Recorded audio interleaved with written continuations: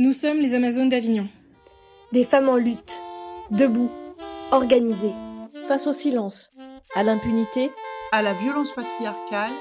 Nous avons choisi la sororité, l'action, la parole. Pendant tout le procès Pellico, nous étions là. Présente, solidaire, offensive. Ce combat nous a renforcés. Les résistances auxquelles nous nous sommes heurtés nous ont prouvé que nous allions dans la bonne direction. Ce podcast est notre récit. Celui d'une mobilisation féministe. Collective, acharnée. Celui d'une alliance entre femmes pour soutenir l'une des nôtres. Car soutenir une femme, c'est soutenir chaque femme. Nous voulons raconter ce que d'autres veulent effacer. Nos colères, nos stratégies et nos victoires. Nous sommes des militantes. Nous sommes des combattantes. Nous sommes des sœurs. Nous sommes les Amazones d'Avignon. Et ceci est notre histoire. Bonjour Alecto. Bonjour Mylène. Bonjour Blandine. On va commencer l'entretien. Est-ce que tu peux commencer par te décrire, s'il te plaît ? Je m'appelle Alecto, je suis une femme féministe, radicale. J'ai 70 ans et je fais partie des Amazones d'Avignon. Depuis quand ? Depuis 3 ans. Alecto, j'aimerais que tu parles un petit peu de l'avant. Tu dis je suis une femme de 70 ans, mais avant. Avant, j'ai une vie assez morcelée. Je me rappelle de ton témoignage, tu as dit que tu avais beaucoup cherché à trouver une carrière, un métier, etc. Moi aussi, c'est pareil. Je pense que ça vient beaucoup de notre apparence. Tu peux préciser pour votre apparence ? Eh ben, notre apparence, nous avons toutes les deux une apparence africaine. On parle de la couleur de votre peau. Voilà.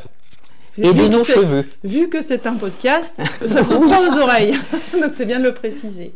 Donc j'ai fait par exemple des études de droit, j'ai fait des études pour être secrétaire, voyant qu'avec du droit j'y arrivais pas. J'ai fait des études pour être secrétaire, j'ai trouvé, ça va.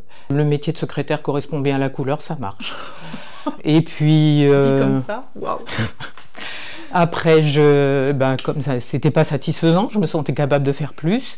Et comme je suis arrivée à un moment de ma vie où je n'avais rien à faire, sauf à chercher du travail, j'ai fait des études de psycho, je suis allée jusqu'au bout. Pour autant, je n'ai pas trouvé non plus de travail salarié en tant que psychologue. Et donc, tu as exercé en libéral ? Voilà, j'ai exercé en libéral quand j'ai pu le faire. Avant le procès Pellico, comment est-ce que tu définissais ton rapport au féminisme et pourquoi pas aux féministes ? Alors, mon rapport au féminisme, je pense que j'étais féministe, mais je n'aurais pas osé me définir en tant que telle. Et puis, c'était quelque chose, on va dire, de très intérieur. J'en parlais pas. J'ai été mariée à un homme violent. Donc, j'avais pas intérêt à la ramener, on va dire. Mais en moi-même et dans ma façon d'analyser la société, lorsque j'entendais des infos ou quand ou je voyais des problèmes économiques, j'ai toujours réfléchi par rapport à l'inégalité que vivaient les femmes constamment. Mais pour autant, tu ne joignais pas de groupe féministe ? Voilà, pas du tout, pas du tout. Comment ça t'est venu, finalement ? Ça m'est venu, il me semble que ça m'est venu quand j'ai divorcé, j'ai habité Arles. Peut-être est-ce que c'était parce que je venais enfin de me débarrasser de la personne qui m'embêtait le plus. J'ai eu, je crois, une période pendant 10 ans de demi-sommeil, d'hibernation, un truc comme ça, pour me remettre de mes émotions. De récupération peut-être ? Voilà, de récupération. Et puis, j'ai eu l'occasion, en fait, c'est mon fils qui m'a proposé d'habiter un petit peu plus près de chez lui, donc je me suis dit que c'était, ma foi, une bonne idée. Et je me suis dit, si je vais à Avignon, je m'inscrirai dans un groupe féministe, je veux absolument intervenir là-dedans. Et il se trouve qu'il y avait Oser le féminisme Vaucluse, c'était parfait. Au premier forum des associations auxquelles j'ai pu aller, je me suis renseignée et c'est comme ça que ça a commencé. Oui, Alecto, comment tu envisageais le féminisme avant ? Est-ce que tu avais une idée de ce que ça pouvait être, de comment ça pouvait te parler, t'impacter, etc. ou pas du tout ? Alors pour moi déjà, c'était que j'entendais des grandes figures du féminisme, les Simone Veil, les Gisèle Halimi, les personnes comme ça.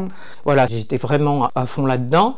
Et j'étais toujours dans le respect de la valeur humaine Et il n'y a pas plus respectueux de la valeur humaine que le féminisme. Oui, alors je voudrais te poser une question plus personnelle, peut-être plus difficile aussi pour toi.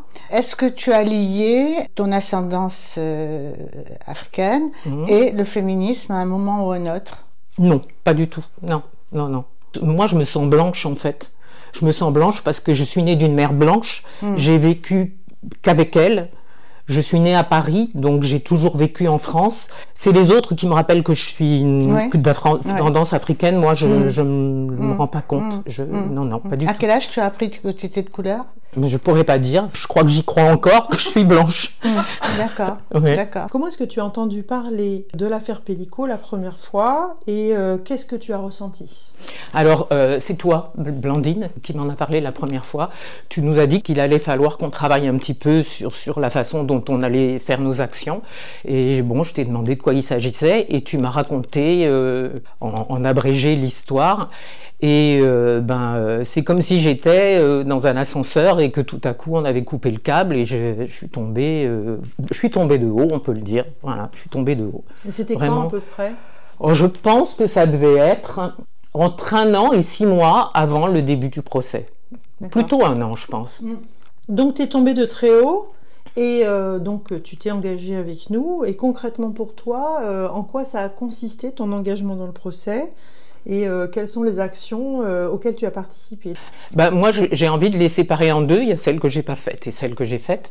Il y a celles que j'ai pas faites, c'était cette action de veille au procès où je suis venue une seule fois à la salle d'audience. Alors, comme j'ai eu une formation juridique, je me suis aussi intéressée au côté juridique, comment ça se passait, les intervenants, etc. Mais bon, je l'ai fait qu'une fois, j'ai failli m'évanouir dans la file d'attente. Donc, pourquoi? J'ai tendance à m'évanouir si je reste trop longtemps debout. Donc c'est parce que tu étais debout ou c'était le stress? C'est parce que j'étais debout. Non, enfin, je pense que c'était parce que j'étais debout. D'accord, donc tu t'es senti mal et donc tu as... Voilà, je suis allée m'asseoir et puis j'ai renoncé. Disons qu'à chaque fois que... Alors, et en plus, ayant un problème de santé, j'avais des douleurs en marchant. Et donc, comme je suis à pied, le fait de faire l'aller-retour plusieurs fois, ça me portait peine, quoi. Et donc, voilà, j'ai renoncé à cette partie de l'action. Pour nous te concentrer sur le reste. Voilà. En revanche, toutes les actions qui étaient, on va dire, actives, je les ai faites. Collage, pose de banderoles sur les remparts. Tu es montée sur les remparts, hein? Oui, je suis montée sur les remparts. 6 mètres de haut. Les réponses aux journalistes, ça c'était aussi vraiment une action militante. Au niveau des collages, tu peux estimer à peu près le nombre de fois où tu as participé à des collages? Est-ce que tu les as tous faits? Je pourrais peut-être dire que j'ai dû en louper un seul. D'accord, donc voilà. on a collé, j'estime qu'on a collé à peu près 30-32 fois. Donc, voilà. Donc... oui, donc effectivement, tu n'allais pas au tribunal, mais tu allais quand même au tribunal oui, et la nuit. Absolument. La nuit. D'accord, donc les banderoles, tu peux raconter les banderoles parce que pour le moment, on n'a pas encore eu la description de comment ça se passait. Alors les banderoles, en fait, elles ont toujours été rédigées en fonction de ce qui se passait dans le procès. Quand, par exemple, il y a eu la question du huis clos, où le président du tribunal a décidé qu'il y aurait huis clos, alors que Gisèle Pellico avait décidé qu'elle refusait le huis clos, nous avons fait une banderole pour dire non au huis clos. Alors on a fait aussi des collages, parce que je me rappelle avoir mis si c'est huis clos, c'est pas réglo. C'est vrai. Mais on a fait une banderole avec non au huis clos. On s'est réunis, on a coupé des draps, on les a peints, on a marqué les lettres, on les a cousus, on a mis des ficelles pour pouvoir les accrocher, on a pris notre échelle, on y est allé, on a grimpé à l'échelle, on s'est assuré mutuellement. Ouais. Il y en avait deux parce qu'il y avait deux paliers, il y en avait deux qui montaient au premier palier uniquement pour tenir l'échelle de celle qui montait au deuxième palier. Et puis, on se retrouvait à 4 au deuxième palier. Tout en haut, on était 4. Voilà, on était 4. Ouais. Et on se transmettait la quille, la corde, qui le drap. On tirait, on mettait des poids pour que ça ne se... Voilà, des contrepoids pour que ça tienne. Oui, parce qu'en fait, on avait conçu quand même des banderoles qui étaient donc posées sur un monument historique. Donc, on avait mis en place tout un système pour que ça n'abîme pas les remparts. Donc un système de cordes, mais aussi de contrepoids pour que ça tienne, sans qu'il y ait de frottement, ou pire encore, de devoir abîmer une pierre pour pouvoir caler la banderole. Donc c'était effectivement toute une logistique. Oui, absolument. Ouais, ouais. En plus, on avait en dessous, donc 6-7 mètres plus bas, des femmes de l'autre côté qui nous guidaient par la voix pendant qu'on posait la banderole. Voilà, pour savoir si ça se voyait suffisamment. Oui, je me souviens, on disait tirer à droite, tirer à gauche, tirer en bas, il y a trop de vent, ça va pas, il n'est pas droit. Enfin bon, c'était toute une ambiance.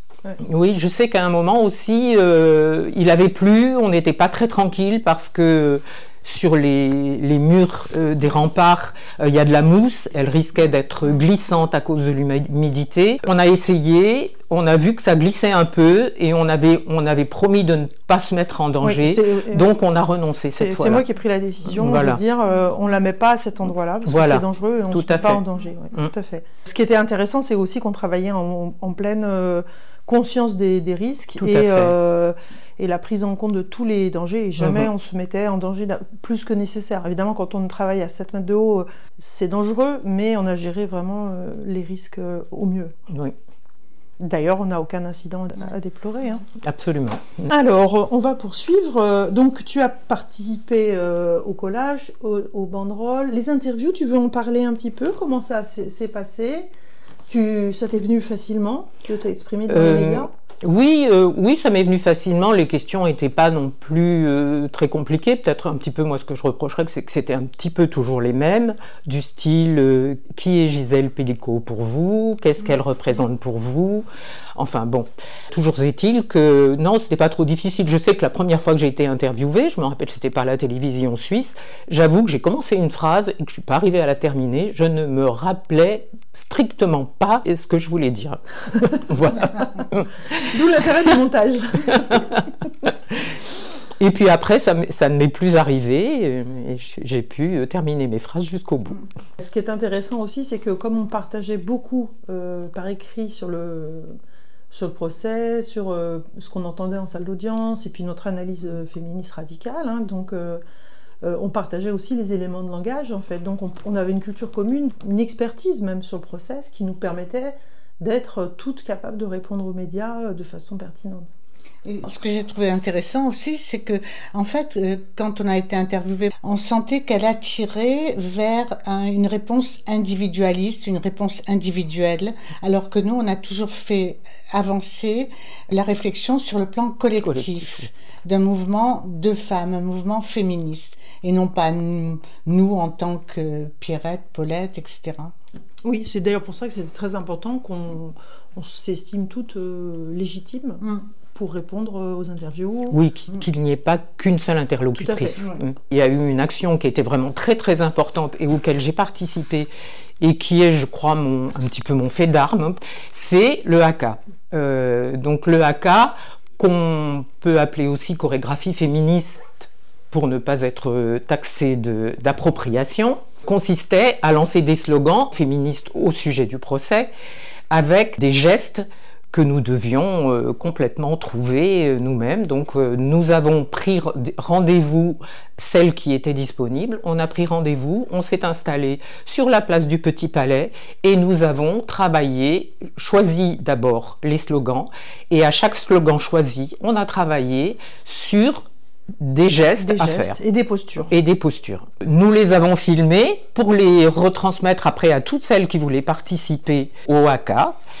En ce qui me concerne, j'ai proposé pas mal de gestes, de choses comme ça. Alors il faut dire que je fais du théâtre depuis pas mal d'années, donc c'est peut-être pour ça aussi que j'ai eu des idées de gestes ou de positions ou de postures. Et tu sais poser ta voix aussi. Aussi. Donc on a décidé que ce serait moi qui donnerais le tempo à chaque fois qu'on démarrait. C'était moi qui criais les mots, le slogan, et les autres, à la suite, le répétaient. Ça, c'était le 2 septembre. Ça, c'était le 2 septembre. Le 2 septembre, donc en fait, on a effectivement conçu cette chorégraphie, on va dire, on était une dizaine, hein, si on à peu près, oui. Mais le jour J, on était une bonne vingtaine devant le tribunal. Oui, parce qu'il y a des femmes qui sont venues d'un peu partout, voilà, d'un petit peu partout. Et la veille, on a préparé une répétition pour leur apprendre à faire les gestes. Donc de toute façon, il y avait toujours celles qui savaient, qui le disaient en premier et les autres après, et puis qui faisaient les gestes aussi, donc les autres après. Mais elles étaient préparées, elles n'étaient pas complètement perdues et elles pouvaient faire les gestes avec nous. Et donc on a dû être à peu près une quinzaine. Oui, 15-20. Oui. Et on a renouvelé fin novembre. C'était le 20 novembre, là, je ne me rappelais plus de la date. Je crois que c'était pour le 25 novembre. Et là, les slogans étaient différents. Ils étaient bien entendu adaptés au procès et aux modifications qu'il pouvait y avoir. À tout ce qu'on avait entendu. À tout ce qu'on avait entendu et à tout ce qui s'était passé. Et nous avons demandé la collaboration d'une personne, metteuse en scène de théâtre, pour nous aider à la faire, à choisir les gestes, à poser notre regard, à poser notre voix. Ah, on était combien aussi je sais pas, on devait être... une grosse quinzaine encore, voilà. Je pense. Oui, je pense. En tout cas, on était, d'après les médias qui m'en ont parlé, on était assez impressionnantes. Ouais. Vraiment, c'est ce qu'on a essayé de faire, d'être très impressionnante. Ouais. Ça et les fumigènes, moi j'ai adoré... j'ai adoré J'ai adoré mettre le feu partout, c'était tellement génial. Ah oui, on adore les fumigènes. Les fumigènes, on adore, oui. C'est vrai qu'avec un objet qui n'est pas énorme, on arrive à avoir beaucoup d'effets. Oui. Des fumigènes violets. Alors, qu'est-ce que tu évoques le mot sororité? Je pense que c'est en fait une alliance entre femmes. Alors une alliance à la fois implicite et explicite. Implicite pour celles qui ont décidé de vivre là-dedans. Donc celles-là, elles le savent, elles en parlent, elles définissent la sororité.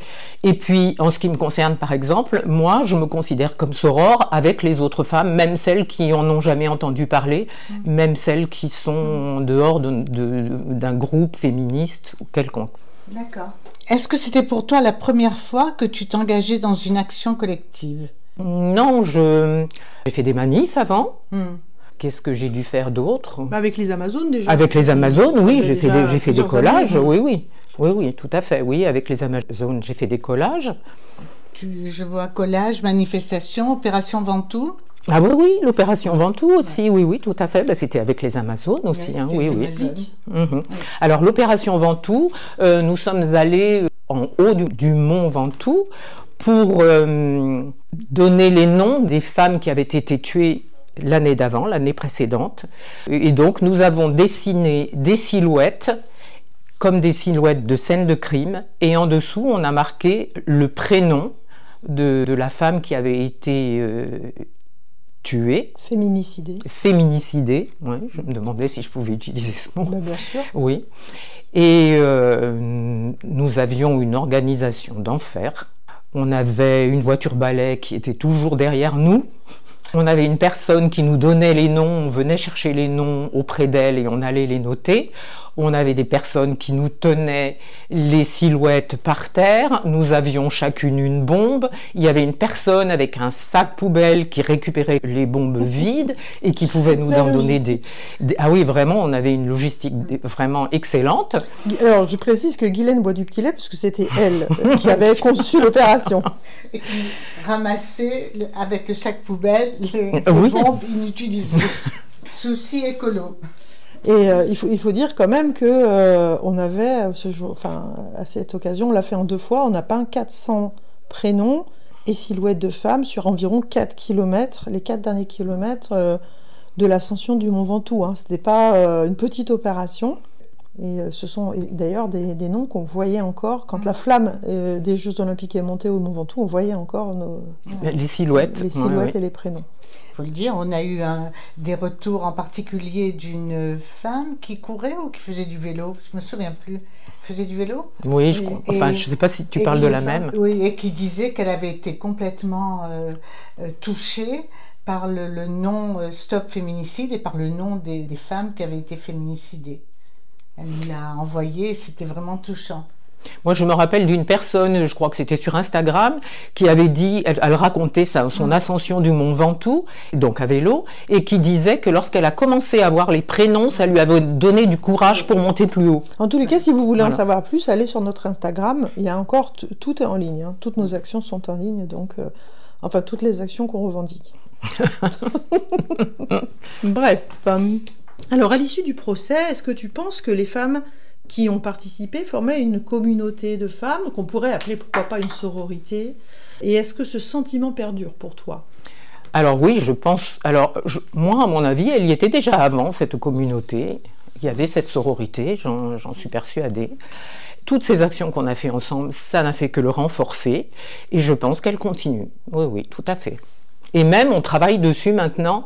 Et on en fait vraiment quelque chose de matériel, quoi. Oui, de concret. De concret. Que ressens-tu quand tu repenses au procès et quand tu repenses à nos actions? À la fois, quand ça venait juste de se terminer, je sentais une grosse fatigue. Parce que ça a été quand même... c'était vraiment presque tous les jours qu'on avait quelque chose à faire. Vraiment, ça a été long. Et on était très mobilisés et ça nous a pris vraiment beaucoup de notre temps et de notre énergie. Donc maintenant que c'est beaucoup plus loin, ça fait 6 mois que c'est terminé, je ne me rappelle que de l'énergie, de l'entraînement, de la solidarité et de l'action qu'on a menée toutes ensemble et qui a porté ses fruits. On s'est fait entendre. Et du coup, qu'est-ce que tu ressens par rapport à tout ça? Je ressens de la fierté. Je suis très fière de ce qu'on a fait.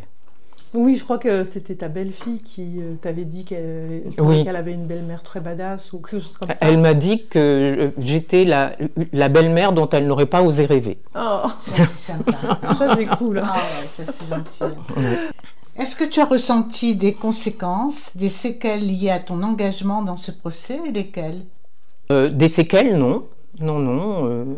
Des conséquences, oui, parce que ça m'a renforcée dans mon militantisme et ça m'a donné envie d'aller plus loin. Et je me dis, mais plus on en fait et plus j'ai envie d'en faire, en fait. Et je trouve que plus c'est efficace. Alors, c'est pas efficace parce qu'on n'a pas choisi les condamnations. C'est bien dommage. Oui, c'est sûr. On avait des idées pourtant. Oui. D'ailleurs, on l'a fait aussi en banderole, 20 ans pour chacun. Mais pour moi, c'est vraiment quelque chose de positif. J'en suis donc de la fierté. Surtout de la fierté, oui. Oui. Tu avais marqué aussi dans ton questionnaire, l'expertise. Ah oui, c'est vrai, oui. Oui, bon, par exemple, répondre à un journaliste, moi j'avais jamais fait ça. Et puis, c'était pas le genre de réponse, on prépare l'interview, on sait qu'on va avoir telle question, ça tombait comme de la pluie, il fallait avoir de la répartie. Et je trouve que ça, c'est... Et puis l'expertise dans les actions. Moi je ne savais pas quelles étaient les possibilités, et il y en a une telle diversité. Ah oui, maintenant... On a été très créatifs. Oui. Et tu vois, ce que je ressens aussi, c'est que c'est facile en fait. Au fur et à mesure que les choses se déroulent, je me rends compte qu'il est facile de faire des actions. Je n'ai plus cette retenue que j'aurais pu avoir il y a quelques années par rapport à l'impossibilité de faire ou de ne pas faire. Je pense qu'il y a à la fois de l'expertise et aussi de l'aguerrissement. Oui. L'aguerrissement. Moi, je me souviens la première fois que je suis montée en haut des remparts, j'ai même pas pu m'asseoir tellement j'avais peur. Parce que je souffre de vertige. Et puis finalement, j'avais encore plus peur que quelqu'un d'autre monte à ma place parce que j'avais peur pour elle. Ce qui fait que je suis montée quand même. Et à la fin, je me sentais beaucoup plus à l'aise. Donc il y a l'aguerrissement, je crois, qui joue aussi. C'est pareil pour le collage, l'expertise bien sûr, mais aussi l'aguerrissement. Quand la police venait à la fin, on peut pas dire qu'on était terrifiés. Non. C'est le moins qu'on puisse dire. J'ai plutôt l'impression que c'est le contraire. Quand on les a vus partir, une voiture une fois, on a l'impression qu'ils partaient. Ils se sont dit, bon, il vaut mieux pas s'y approcher. C'est vrai qu'il y a eu ce moment où on était en train de coller. Alors, il faut dire qu'on était très nombreuses et qu'en plus, il y avait beaucoup de journalistes qui nous suivaient. Et quand la voiture de police est arrivée avec son gyrophare, ils n'ont pas osé sortir de la voiture. Ça a été courage fuyant. On les a vus faire un SMS, puis finalement ils sont repartis. Pendant que les journalistes filmaient la scène, c'était assez drôle en fait. Et puis ce que j'ai appris surtout, c'est qu'on a tellement de moyens d'action. C'est pas seulement discuter dans la famille, tu sais, tous les fans, nanani, nanana, ou discuter avec le voisin d'à côté. Non, on a plein de moyens d'action et encore on les a sûrement pas tous utilisés et on va avoir encore plein d'idées comme ça. Oui, c'est pour ça que je parlais de facilité tout à l'heure. Oui. Voilà, comme si, effectivement, on devenait de plus en plus créative au fur et à mesure que les actions se poursuivaient. Stay tuned, on a plein d'idées encore. Est-ce que tu penses que le traitement médiatique du procès reflétait ce que tu vivais? Bon, après, c'est vrai que tu n'étais pas forcément à l'intérieur de la cour. Donc, je ne sais pas, est-ce que tu veux parler de ça, du traitement médiatique du procès? Je ne pense pas que ça ait reflété ce que je vivais, parce que c'était qu'une image.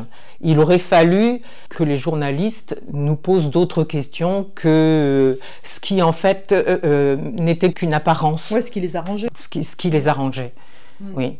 Est-ce que tu as un message que tu aurais voulu faire passer justement donc aux médias et qui, selon toi, n'a pas été suffisamment diffusé? Ce qui a été problématique, c'est que, j'ai envie de dire, les médias ont refusé carrément de parler de deux sujets. Ce dont on avait parlé, c'est l'inceste, parce que l'inceste n'a été qu'implicite pendant tout le procès, alors qu'il était clairement visible. Et d'autre part, l'influence du porno.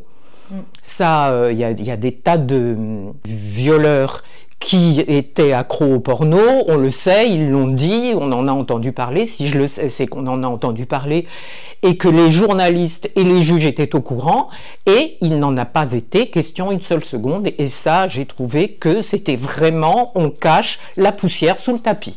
Est-ce que tu veux dire que nous, les féministes, nous lions très clairement les violences sexuelles au porno et à l'inceste, et que les journalistes ne voulaient pas en entendre parler? Absolument, absolument. Oui, c'est bien résumé.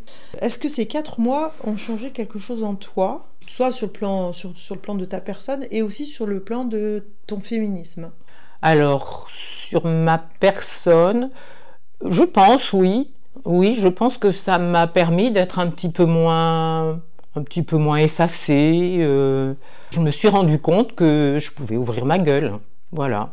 Et qu'il y avait des fois où on pouvait l'entendre, et oui. D'accord. Et sur le plan féministe, des changements ou pas du tout? En ce qui concerne le côté féministe, non. Féministe j'étais, féministe je suis, et féministe je resterai. Donc aujourd'hui, est-ce que tu veux parler de la sororité? Qu'est-ce que c'est pour toi et qu'est-ce que ça sera demain? Alors pour moi, la sororité, c'est la conscience, en ce qui me concerne, que les femmes sont prioritaires. Pour moi, les femmes sont prioritaires. C'est d'abord les femmes, voilà. Et maintenant, pour terminer, tu as une libre antenne. Tu peux dire ce que tu veux aux femmes qui nous écoutent. Je suis prête à combattre encore une fois, mais j'aimerais tellement que ça serve à rien, que je sois prête à combattre. Merci, Alecto. Vous avez écouté Les Voix des Amazones d'Avignon, Justice pour Gisèle, Justice pour toutes. Notre voix pour la mémoire des luttes, notre sororité comme arme, notre force contre le patriarcat. Nous n'avons rien cédé et nous ne céderons rien. À bientôt pour un prochain épisode.